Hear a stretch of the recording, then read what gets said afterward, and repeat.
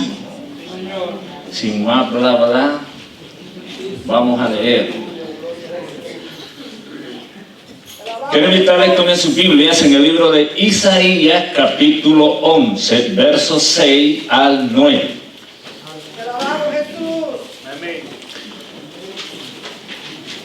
Poquitos versículos.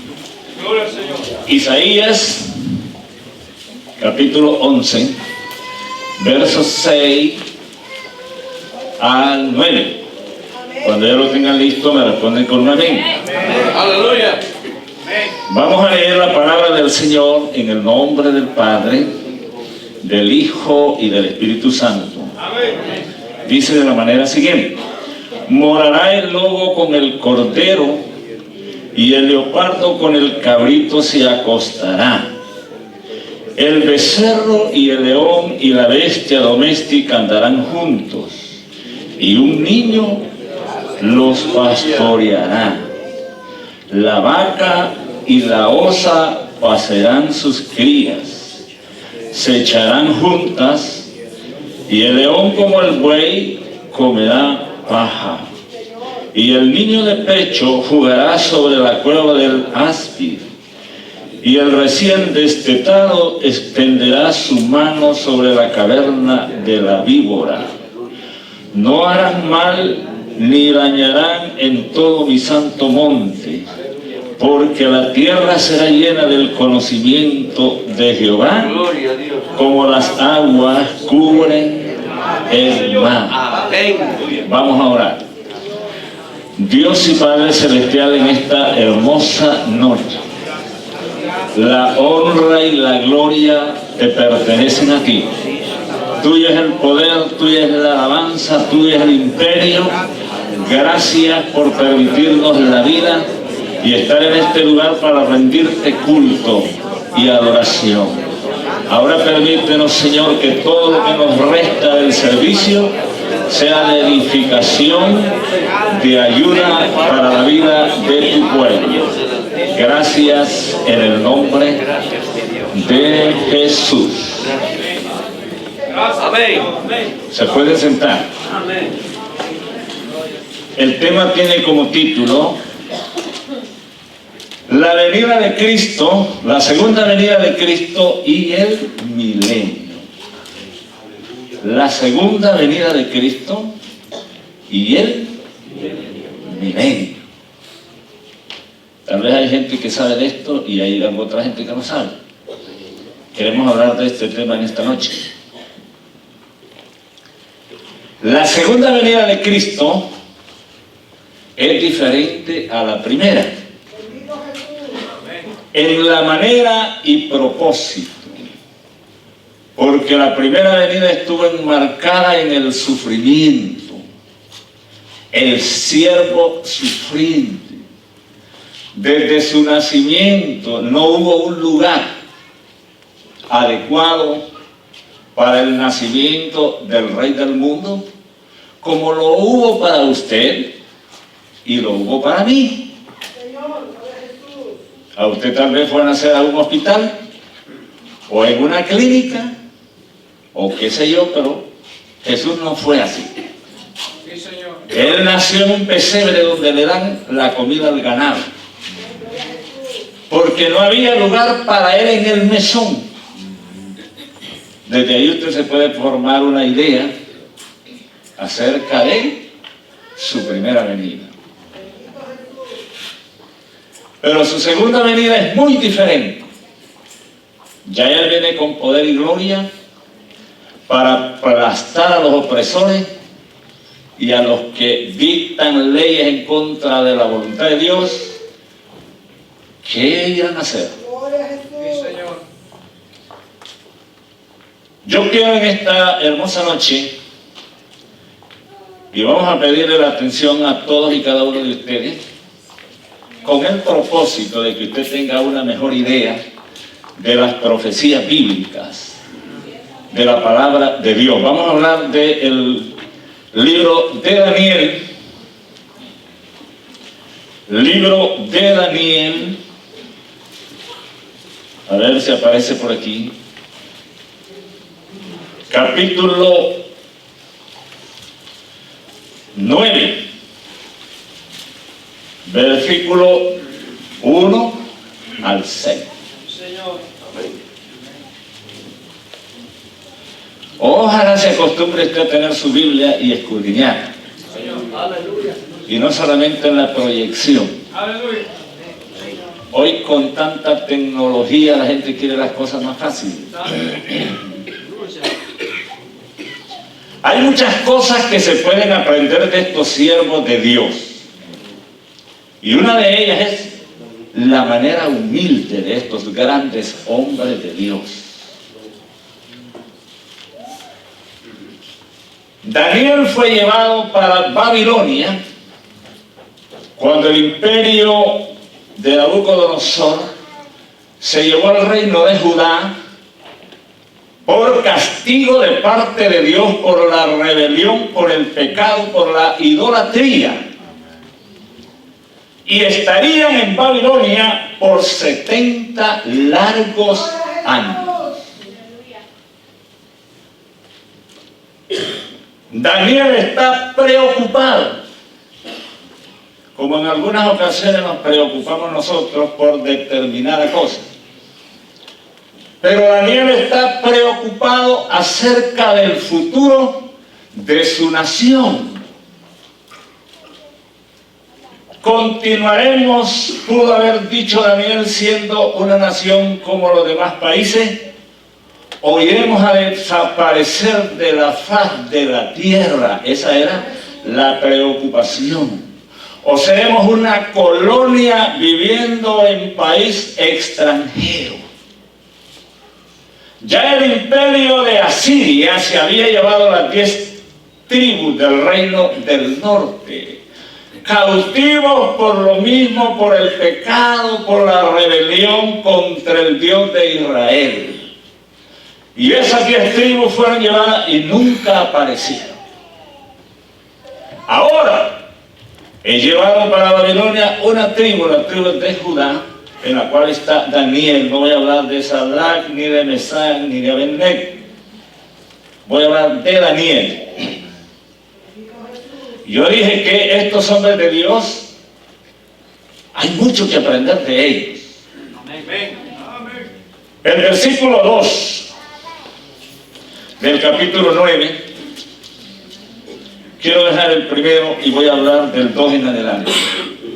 Dice: en el año primero de su reinado, yo Daniel miré atentamente a los libros el número de los años de que habló Jehová al profeta Jeremías, que había de cumplirse la desolación de Jerusalén en 70 años.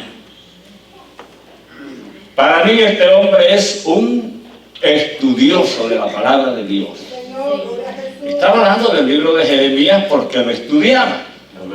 Y fue a Jeremías, ese profeta, que Dios le dio la profecía que la tribu de Judá sería llevada a Babilonia, donde estarían 70 largos años.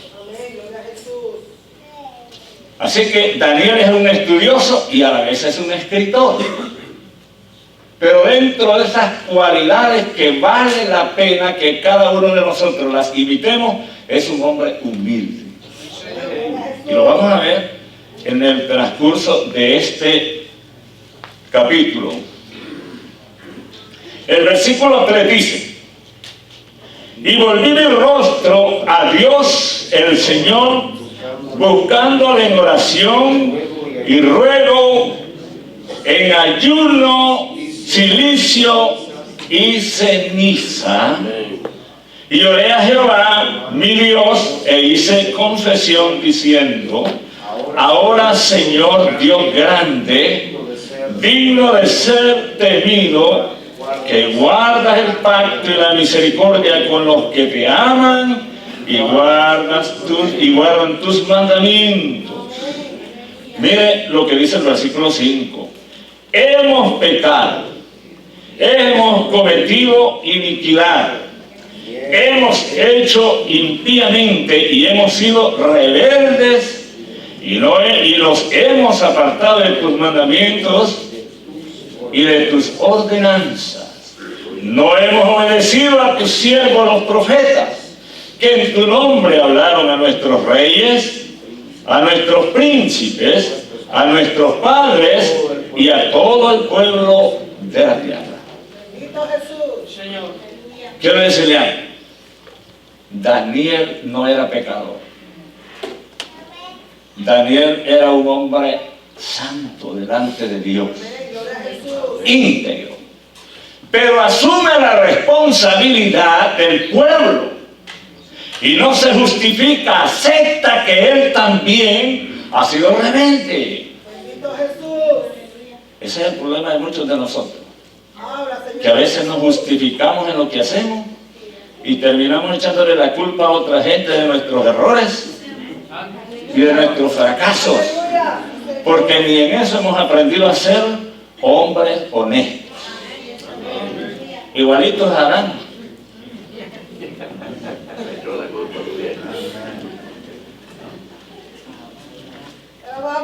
Él va a la presencia de Dios para que Dios le haga saber qué será del futuro de la nación israelita.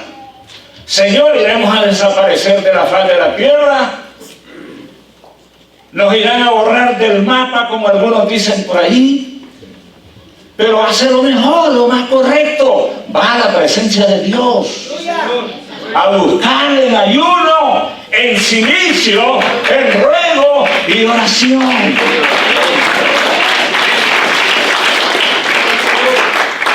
¿Cuántos de nosotros buscamos a Dios? No me contesten. En oración. Porque para mí somos rápidos. ¿Cuántos le buscamos? Es bonito ayunar aquí cuando estamos todos y con música, con cantos, ni se siente. Pero estar allá solito uno, comprometer ese tiempo, dedicárselo a Dios. No que va a estar acostado, no que va a estar facebookeando.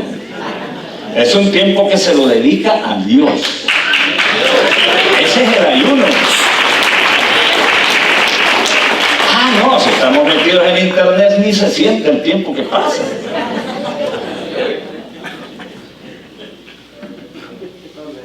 Amén, hermanos. Amén. Qué interesante es que nosotros, ¿verdad?, en nuestras crisis, en nuestras congojas, busquemos a Dios. Que nos acerquemos a Él. Aprendemos de Daniel que en tierra extranjera, sin haber hecho nada malo, porque sus padres y la mayoría de la población israelita se dedicó más a la idolatría y al pecado, y Dios los entregó al imperio babilonio. Que Dios nos guarde cada uno de nosotros. Por la gracia de Cristo estamos aquí.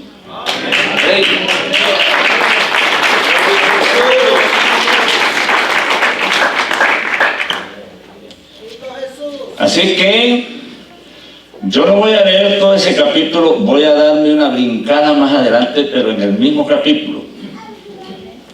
Voy a ir al versículo 20. Dice, mire la respuesta de parte de Dios al profeta Daniel en su oración. Ahí encontramos la respuesta de parte de Dios. Aún estaba, dice, hablando y orando y confesando mi pecado y el pecado de mi pueblo Israel, y derramaba mi ruego delante de Jehová mi Dios por el monte santo de mi Dios. Aún estaba hablando en oración cuando el varón Gabriel, a quien había visto en la visión al principio, volando con presteza, vino a mí como a la hora del sacrificio de la tarde, y me hizo entender y habló conmigo diciendo: Daniel, ahora he salido para darte sabiduría y entendimiento. Al principio de tu ruego fue dada la orden, y yo he venido para enseñártela porque tú eres muy amado. Aleluya. Óigame, qué bonito suena eso, ¿verdad? Que diga, eres amado, como porque no se diga, pero que muy, Aleluya. ya eso dice mucho. Como cuando usted le dice a su esposa, te quiero, suena muy, pero muy barato, ¿verdad? Pero cuando le dice, te quiero mucho, ahí sí ya suena mejor. Amén. Entonces el ángel le dice al profeta, porque tú eres muy... ¡Qué bendición!, ¿verdad?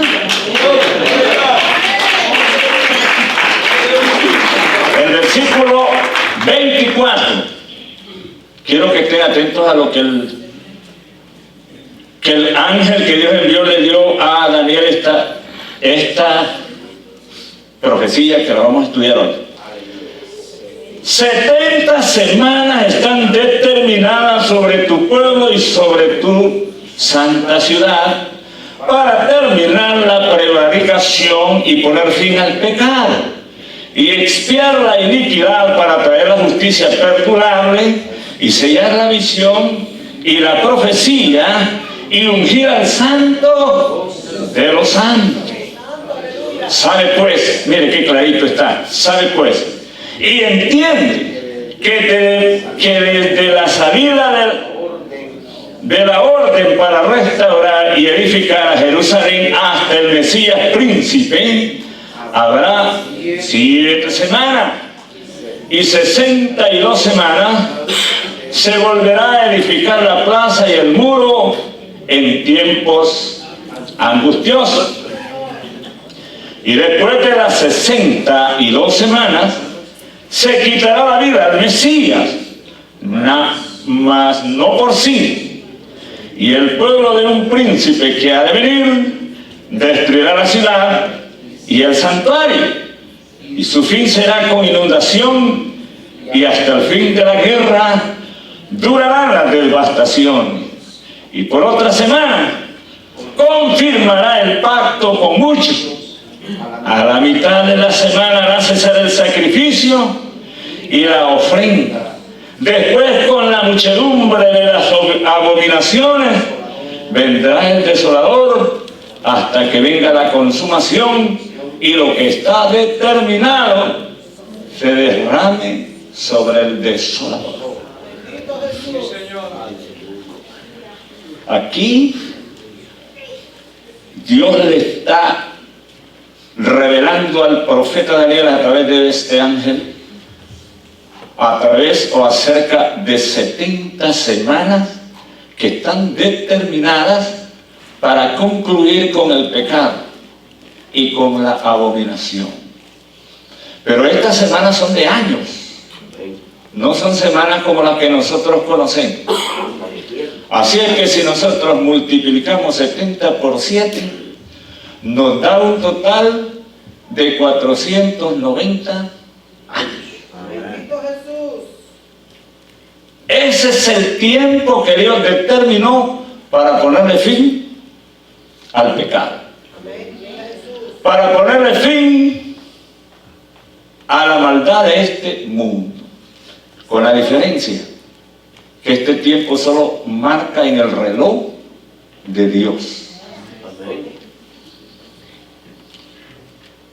Cuando los israelitas regresaron de Babilonia para reconstruir el templo y las murallas en Jerusalén, porque se cumplieron los 70 años y porque Dios los movió para que ya regresaran a reconstruir el templo y las murallas de Jerusalén, venían Nehemías, Esdras y muchos más, y la reconstrucción de ese templo y las murallas le llevó un total de 49 años, que equivalen a 7 semanas.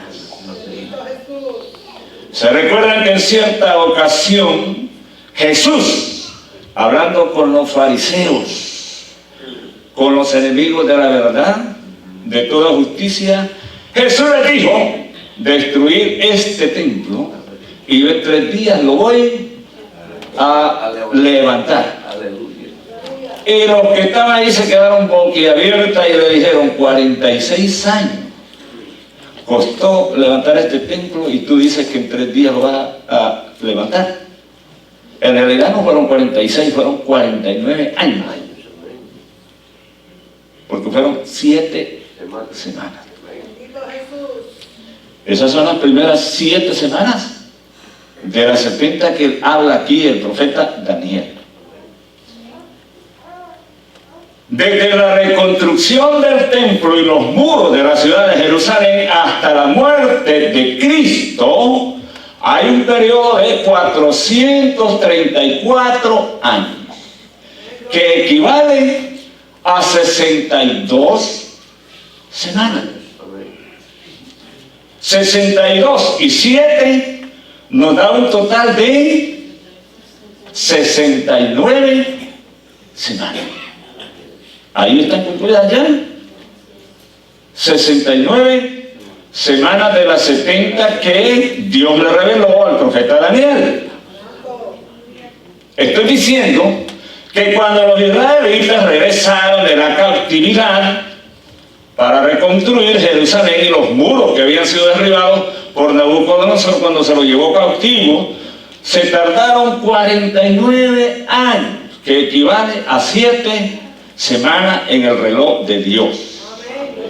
El reloj de Dios solo daba vuelta a la aguja cuando los israelitas estaban dentro de su territorio. Y desde la reconstrucción hasta la muerte de Cristo, estoy diciendo que se llevó un tiempo de 434 años, que equivale a 62 semanas. Entonces, han circulado ya 69 semanas. Solo falta una. Pero no va a correr en el tiempo que usted y yo queremos. Va a correr en el tiempo en que Dios lo determine.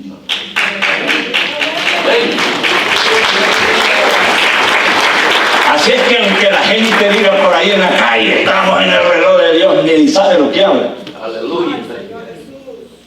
El reloj de Dios, si empieza a trabajar y usted no se ajustó a la palabra de Dios, o yo no me ajusté a la palabra de Dios, pobrecito de nosotros.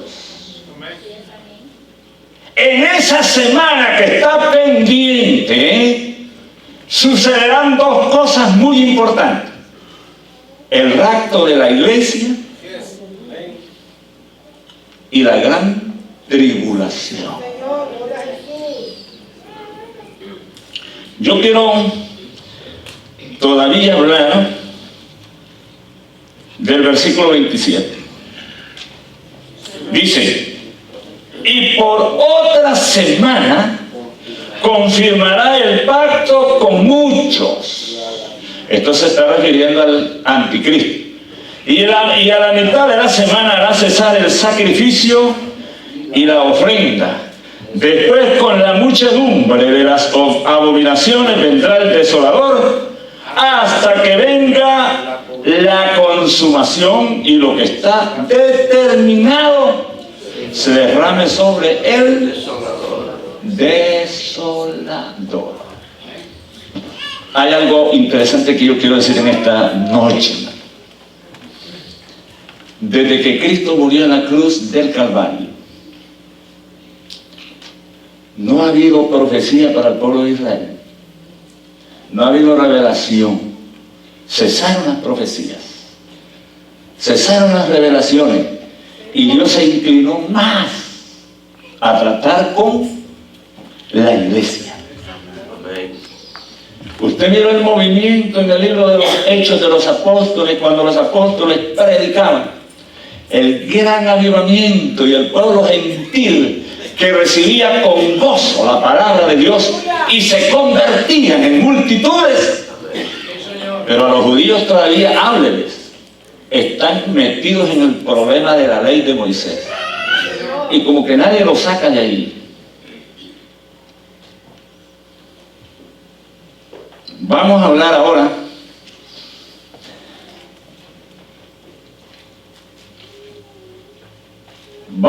del rapto de la iglesia.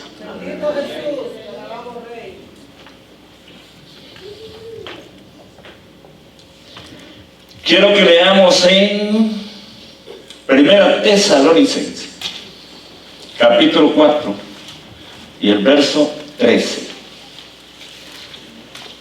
Primera de Tesalonicenses,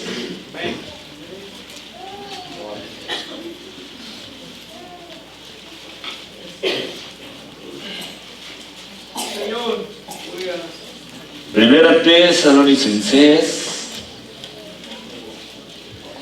capítulo 4, verso 13 al 18. 4, 13 al 18. Amén.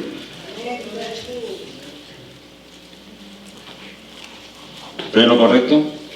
Amén. Pueden apreciarlo en la pantalla. Quiero decir algo. La iglesia primitiva, no me refiero a la de aquí, me refiero a la que surgió Aleluya. después que Cristo ascendió.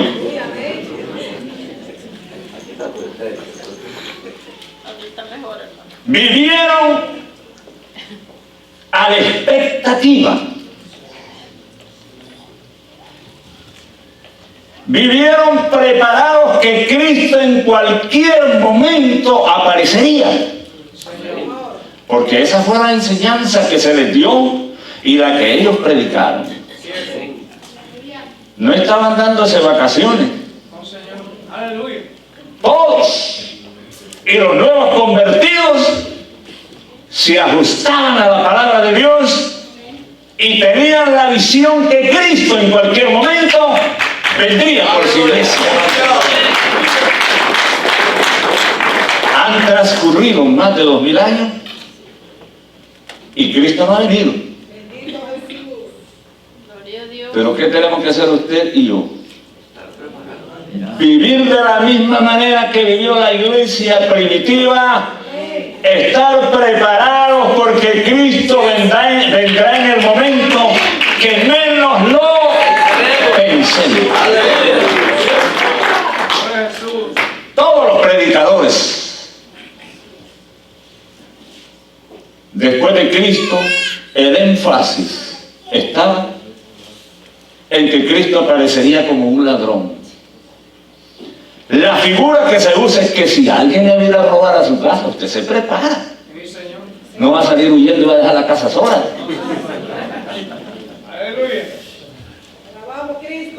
Yo siempre uso un recuerdo, una historia de personas que yo conocí. De un señor que le gustaba tener ganado, ¿verdad? Y vendía ganado. Y había vendido una cantidad de ganado. Yo lo conocí a él. Estoy hablando de algo que yo conozco. Y fueron a visitarlo los amigos de los ajenos, ¿verdad? Pero ellos fueron temprano, como a buscar comida, pero para hacer una inspección. Pero aquel hombre se dio cuenta que los que estaban ahí eran ladrones. ¿Y sabe qué hizo? Preparó a sus trabajadores, se encerraron en la casa, pero todos bien armados. Cuando llegaron los ladrones, se armó una del oeste. Aleluya. Y lo que le quiero decir es esto, que mataron a uno de los ladrones y lo tuvieron que cargar para irlo a dejar cerca de la casa donde él vivía, para que dijeran que la muerte había sido por otra cosa. Pero para no hacer larga la historia, esa persona yo la conocía también al muerto. Estoy hablando muchos años atrás. Pero a donde yo quiero llegar es, ¿por qué este hombre no se dejó robar?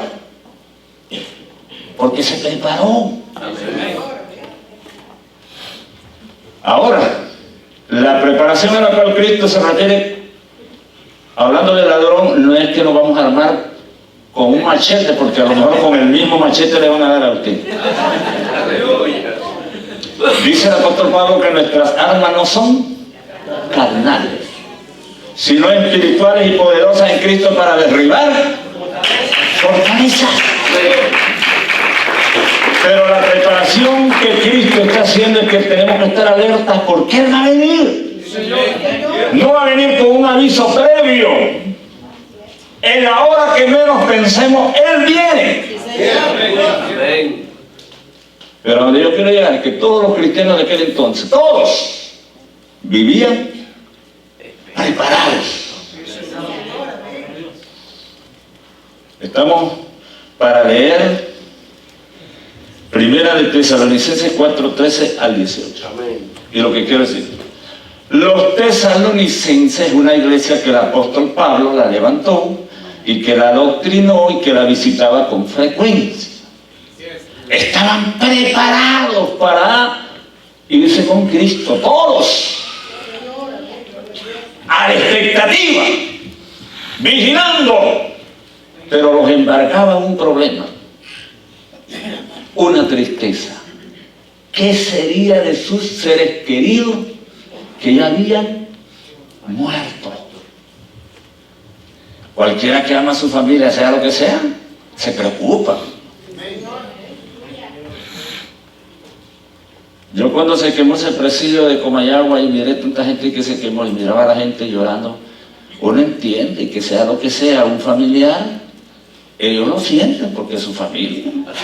Ya puede ser un tremendo delincuente, un tremendo matón, pero su familia lo quieren.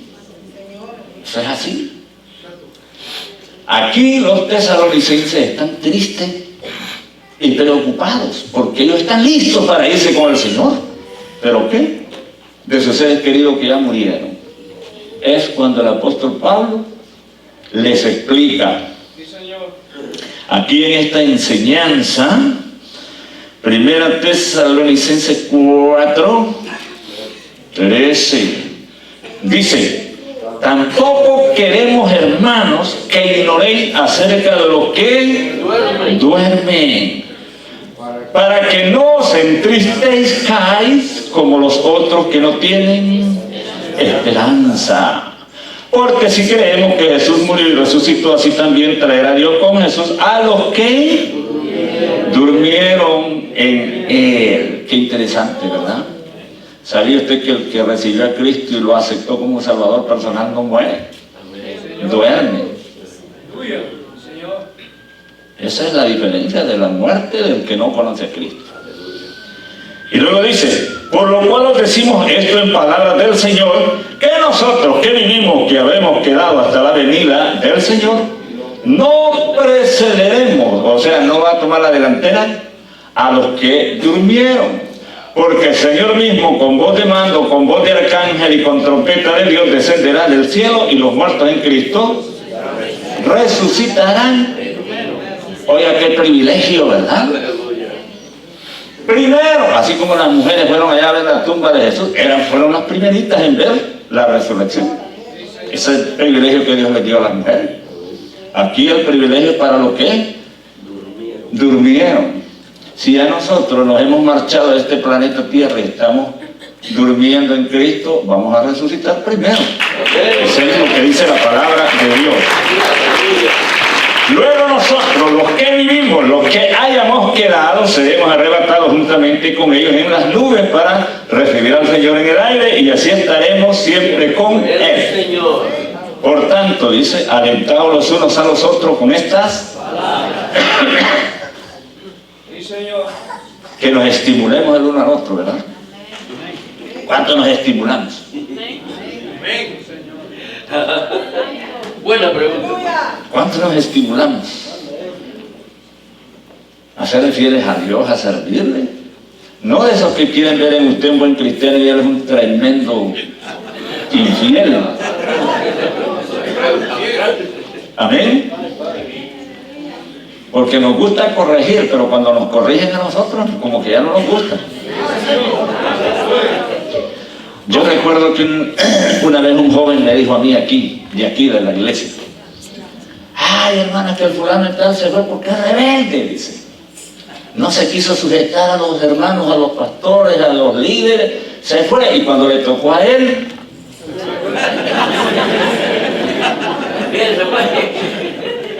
no se sujetó a nadie.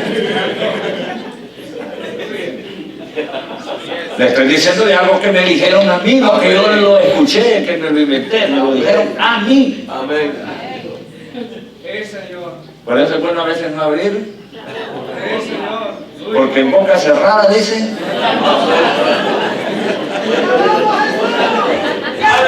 Aleluya.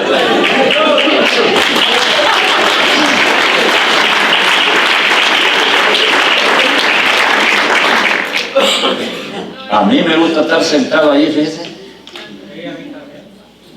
Porque cuando estamos arriba y nos bajan ya como que no nos gusta. No, y que no es para menos, ¿verdad? Después de estar aquí, que lo miren allá, la gente empieza a preguntar, hermano, ¿y qué pasó? Y a uno no puede explicar. Machete, dice.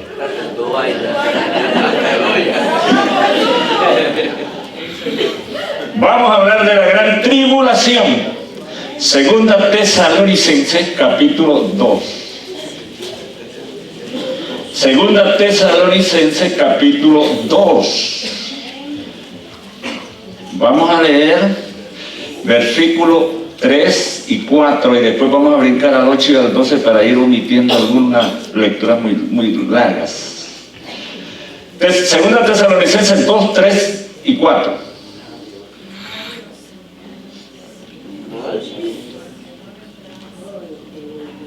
O más bien, el capítulo es el 12 y el verso 3 y el 4. Dice: nadie os engañe en ninguna manera, porque no vendrá sin que antes venga la apostasía y se manifieste el hombre de pecado, el hijo de perdición, el cual se opone y se levanta contra todo lo que se llama Dios o es objeto de culto, tanto que se siente en el templo de Dios como Dios, haciéndose pasar por Dios. El 8. Y entonces se manifestará aquel inicuo a quien el Señor matará con el espíritu de su boca y destruirá con el resplandor de su venida. Inicuo cuyo advenimiento es por obra de Satanás, con gran poder y señales y prodigios, mentiroso, y con todo engaño de iniquidad para los que se pierden, por cuanto no recibieron el amor de la verdad para ser salvos.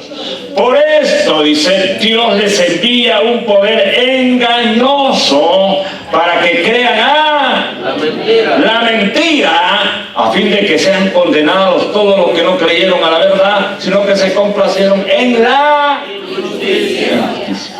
Bendito sea Dios. Espero que esté entendiendo lo que la palabra de Dios nos enseña. Mire, nosotros aquí vivimos en paz, felices, contentos. Allá en el Medio Oriente está caliente la cosa. Amén. Pero hay amenaza para este país.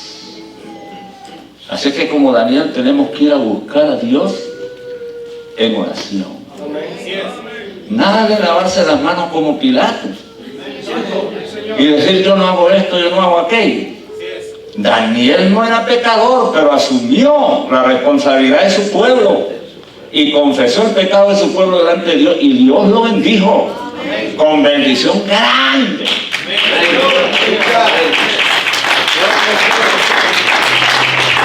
El juicio espantoso en la gran tribulación viene para la nación israelita. Es espantoso. Ni siquiera nos imaginamos. ¿Por qué? Porque el Hijo de Dios nació allí. No lo creyeron, lo crucificaron. Y hasta el día de hoy no lo creen. Yo tengo como unas 3 o 4 amigas de ahí de Israel en el Facebook. Y yo veo lo que publican. Y todo lo que publican está enmarcado en la ley de Moisés. Se han quedado viviendo los israelitas todavía en la ley. La ley de Moisés no salva.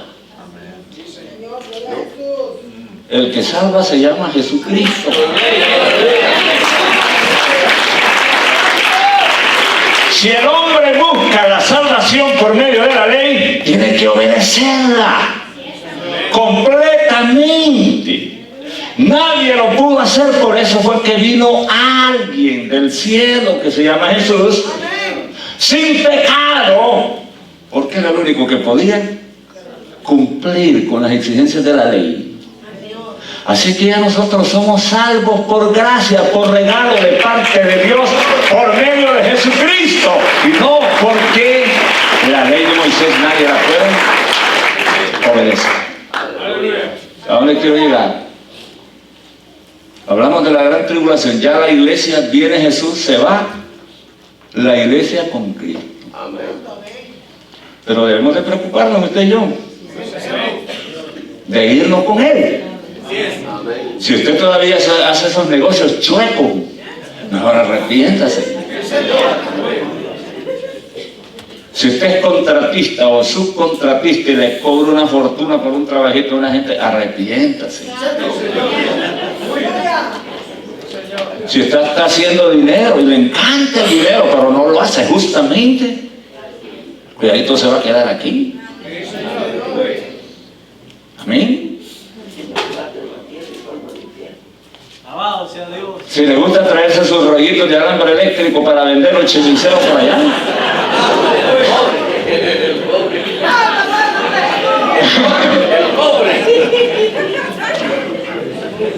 o le gusta andar arruinando los tubos de cobre, ¿verdad? Y la alambre ahí. Digo, porque yo tengo un compañero de trabajo, no voy a decir la nacionalidad, pero ese agarra una troca y se pierde allá endurgando todos los cables y tubos, y le digo yo, cuando te miren enchachado te van a sacar de aquí.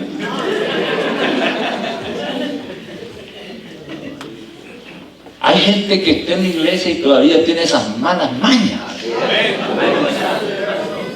Amén. Si le da la cajera más vuelto de lo que es, rapidito se lo echa a la bolsa. Y luego dice, el Señor me bendiga, hermano.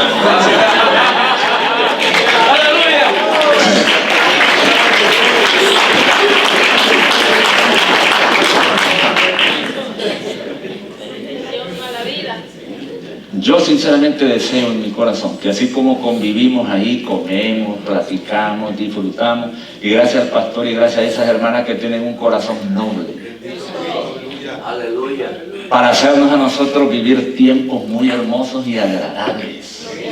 Que Dios les bendiga. Porque es regalada esa comida, en otro lado la venden. Yo estuve en la iglesia de Dios ahí por el cementerio ese, por la Red Rock, por el tal Banco de América para allá. Pastor era un boricua, con todo mi respeto para los boricuas. Pero ese pastor vendía la comida, aparte que se la pedía a la gente que trajera comida, después la vendía $8.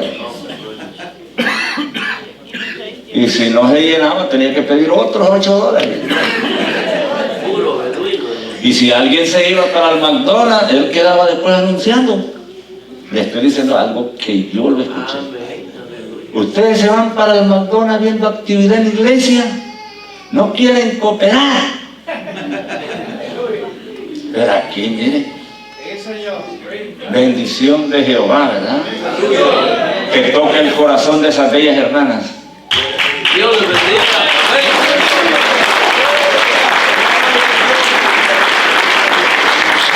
Porque aparte de que traen buena comida, también son buenas para cocinar. Porque a veces hay unos arroces en unos lugares que lo tiran para ahí y regresa la pelota.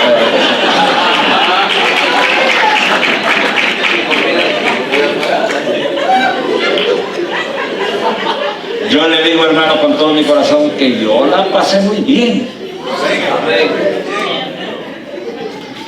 Y como tenía que ir a trabajar hoy, pues, si no trabajaba hoy, esa gente no paga el feriado. Gracias a Dios porque todo se hizo temprano también. Y a darle su rato, ¿no? La gran tribulación, hermano, eso es espantoso. La iglesia primitiva sufrió el látigo terrible de los emperadores romanos, la cárcel, el martirio, la muerte. Pero ¿sabe qué es lo lindo de esa gente? Que en medio de esa crisis espantosa fueron fieles a Dios. Aleluya. Ofrendaron sus vidas para el Señor. Mi pregunta es, ¿cuántos de nosotros vamos a correr más cuando venga la prueba? Que Dios nos ayude, ¿verdad? Es importante que nos preparemos.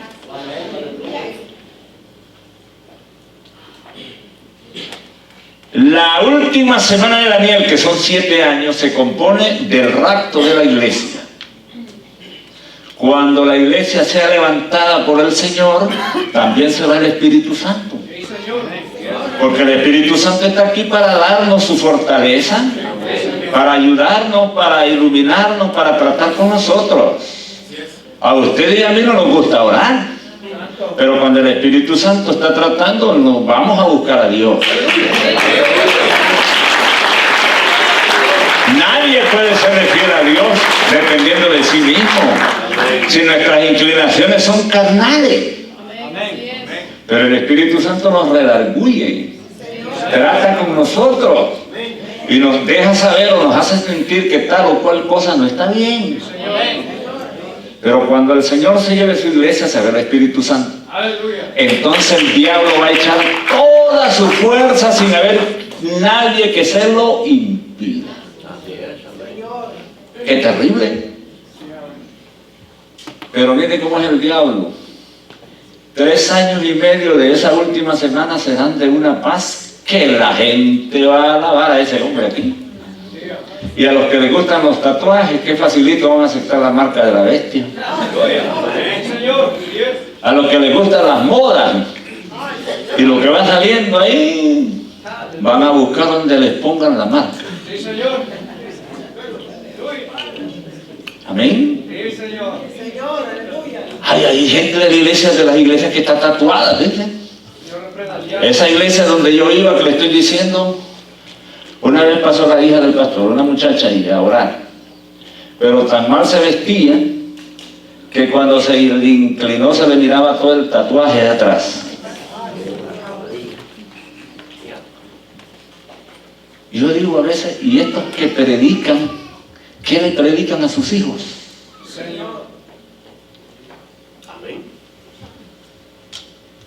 Amén, ¿no? Bonito es agarrar a la gente y tirarle piedra por todos lados. Pero hay que empezar por nuestra propia casa. ¿Usted cree que si en Centroamérica esos padres educaran a esos hijos iban a haber mareros ahí? Yo conocí una vez en la iglesia donde yo me congregaba una vez en Honduras. Una muchacha llegó a reclamarle al que tocaba la batería. Muchacha vecina, estaba yo ahí escuchando, le dice, mire Chavo le decían a él por sobrenombre, ¿verdad? Pero le llamaba René. Mire Chavo, le dice, la única persona que entró a mi cuarto, a mi habitación, es su hija, y se me perdieron 100 lempiras. ¿Y qué hizo el Chavo? Sacarse los 100 porque ya se los había dado la hija a él.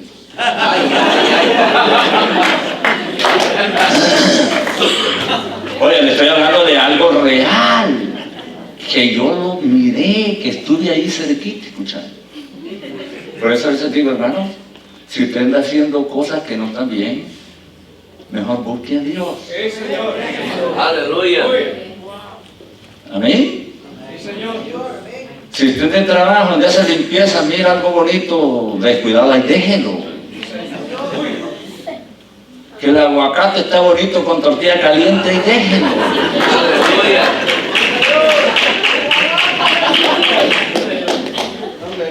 Vamos a ver Jeremías capítulo 30, verso 7. No se preocupe que el tiempo es de Dios. Sí, porque hay algunos que yo escucho que me desespera. ¿Quién es el que se desespera?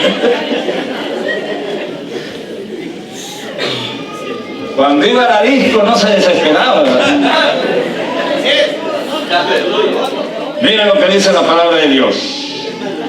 Ah, cuán grande es aquel día, tanto que no hay otro semejante a él.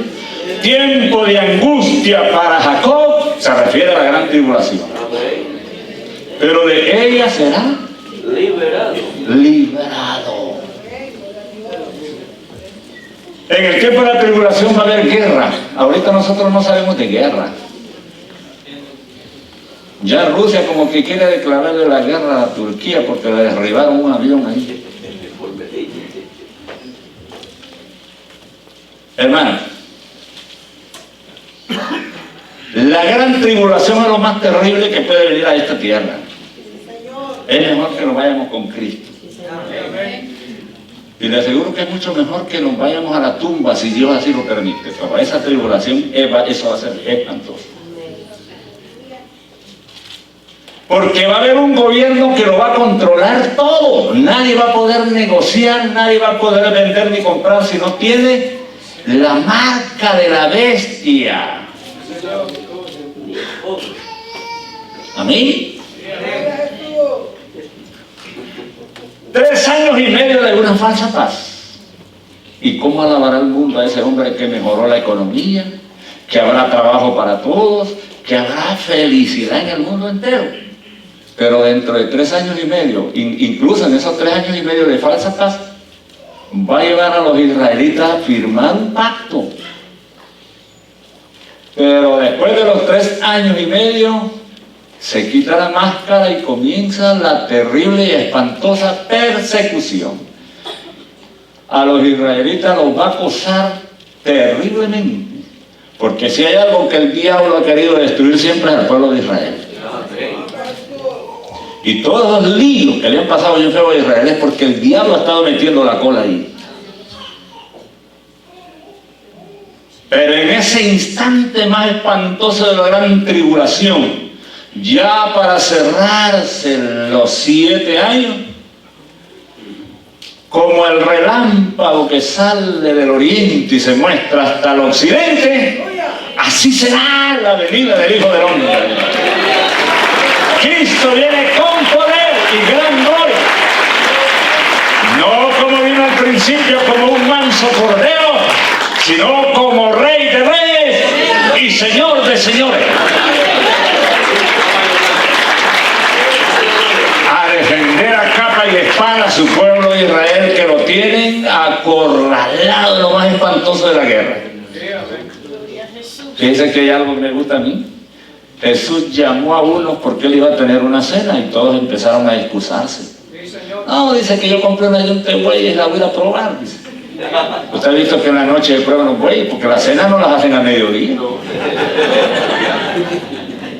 Acabo de casarme, dice. Quería ir a la luna de miel. Y todos empezaron a poner excusas baratas. Pero en el libro de Apocalipsis dice que Dios invitó a las aves a un gran banquete.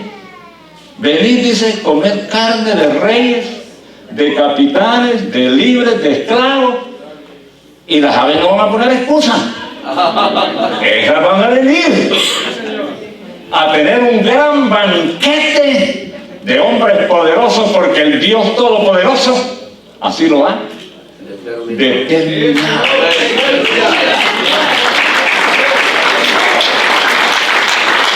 Qué maravilloso es Dios, ¿verdad? En el tiempo que termine la gran tribulación, Cristo viene para plantar su gobierno por 1000 años. Qué bonito.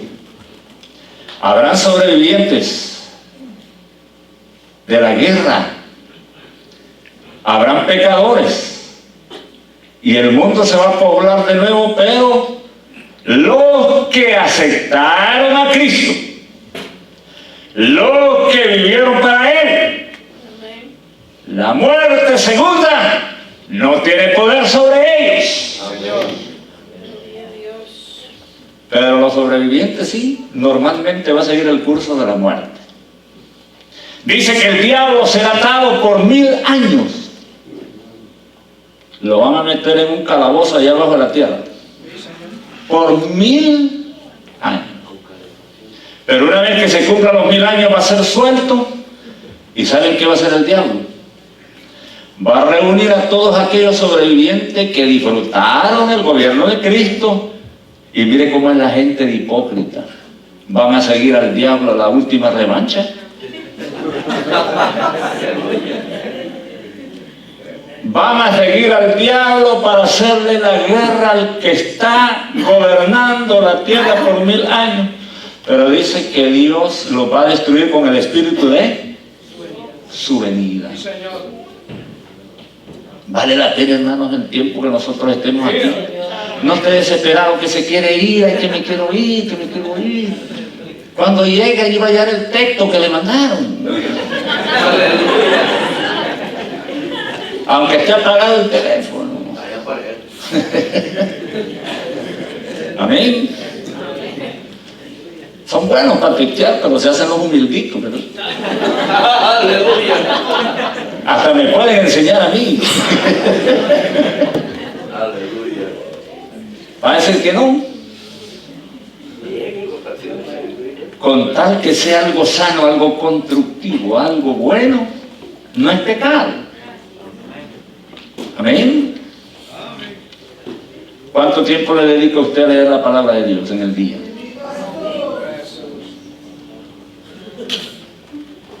La Biblia hay que leerla todos los días. Enriquezca su vida del conocimiento de Dios.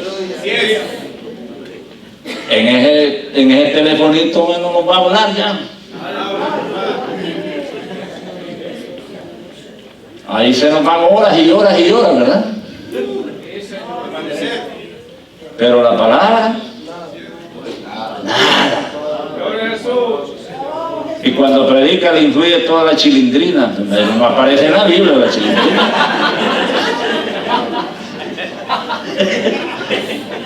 A don Ramón Valdés tampoco aparece.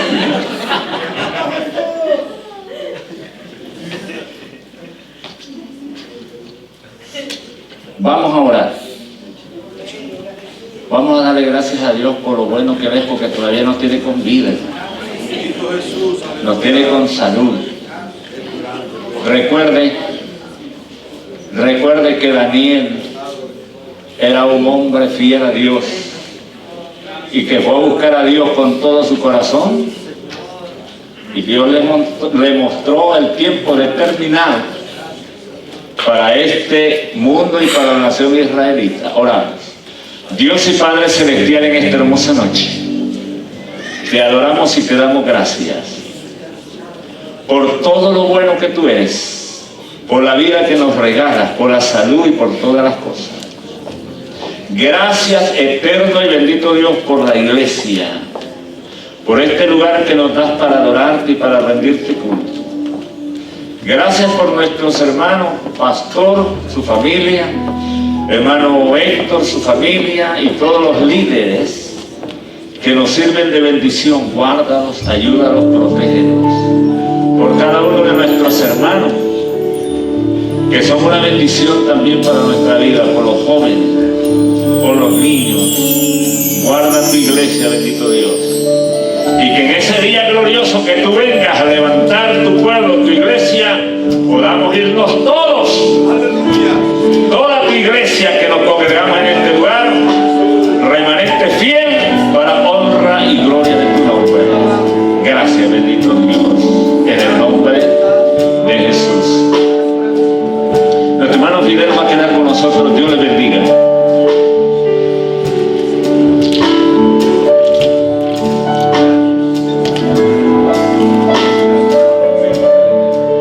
Gloria a Dios. Sí, Señor, te damos gracias. Gloria al Señor. Y por la gracia de Dios, hoy esta tarde alguien decidió venir a la iglesia y no tiene a Cristo, y le gustaría hoy entregar su corazón a Jesús. Después de levantarse de la banca donde está, venir aquí al altar y decir: yo quiero aceptar a Cristo.